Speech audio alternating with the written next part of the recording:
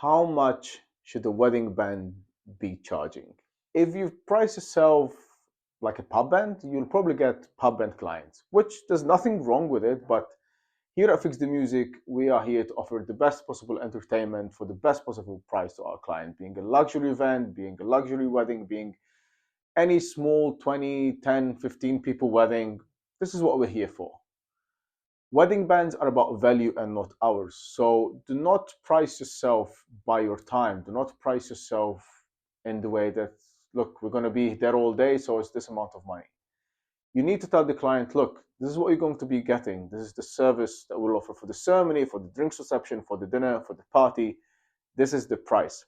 If you're only quoting the client for the party, you might have a policy for your arrival time, which is only 1 hour before performance starts or 2 hours before performance starts. That's fine.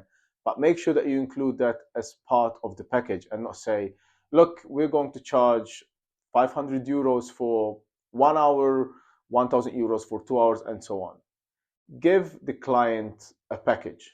They're going to be getting this value for this amount of money, but do not break it all down within hours. Pricing will also set expectations. So if you're pricing a certain range, which might be higher than the normal, the client obviously is going to have higher expectations. If you're charging 5 grand for a band, the client wants to see a band that shows up, sets up, and performs as a band as 5 grand. From the other hand, 1,000 band will perform and look like and have the equipment of 1,000. There's nothing wrong with it, but make sure that when you're pricing yourself, the pricing will set the client's expectations. Cheap pricing sometimes can create difficult clients. Why is that? Well, if you're going to price yourself quite low, the client will come to you and think, oh, they're pricing themselves low, they want to get the gig, so I'll try and get more from them, more value for money for the client.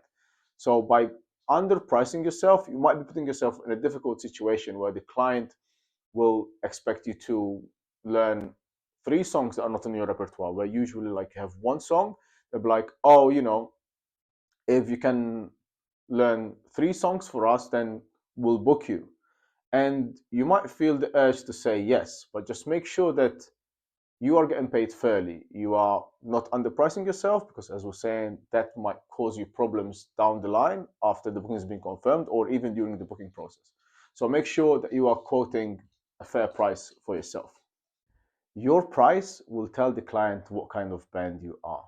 If the price is too low, they're like, oh, it's a pub band. Yeah, we're cool to have a pub band. But if your price is the normal range, then they're expecting the normal range band, to put it that way. If your price is a bit too high than the normal range and the client is willing to pay that, the client's expectations are going to be higher, which is expected. We always do it with whatever we buy. If we buy something that is cheap, we'll expect a cheap product. If we buy something that is expensive, we'll expect an expensive product that works well and is not going to let us down.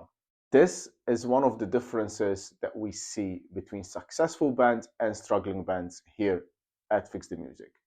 Make sure that you price yourself in the right range for the right service that you're going to be offering.